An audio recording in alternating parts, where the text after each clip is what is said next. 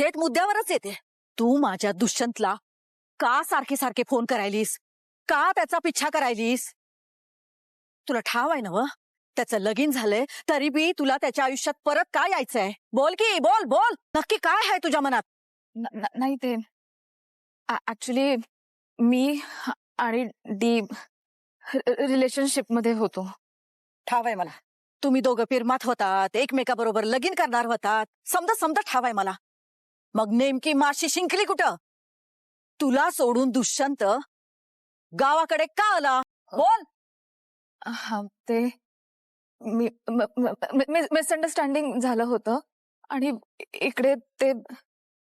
तुला ठाव आहे दुष्यंतचं जिच्याशी लगीन झालं होतं ना व तिच्याशी आधी माझा पुतण्या जयकांतशी लगीन होणार होतं. त्याच वक्ताला तुला आणायला जातो म्हणून दुष्यंत पुण्याला गेला होता. मग तिकडं असं काय घडलं?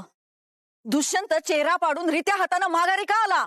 त्यानं मला सांगितलं का तू त्याला फसवलंस. बोल की.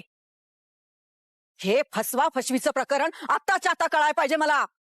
ते मी मी माझी खरी ओळख त्याच्यापासून लपवली म्हणून.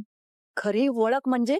म्हणजे मी ते मी मी मी मी मी म- म- म- काय चाललंय तुझा? बोल. हा मी त्याला माझं नाव गौतमी केळकर आहे असं सांगितलं होतं. मग हेच तुझं नाव आहे ना? नाही, माझं खरं नाव गौतमी केळकर नाहीये, पूजा आहे. पूजा भैरुनाथ कोल्हापूर. पूजा भैरुनाथ कोल्हापुरे. म्हणजे तू त्या कृष्णाची बहीण आहेस? माझी बहीण की नाही माझा राग करते. तिला म्या नाही आवडत.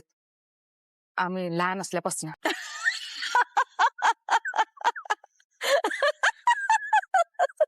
कृष्णाची बहीण. पूजा भैरुनाथ कोल्हापुरे, कृष्णाची बहीण.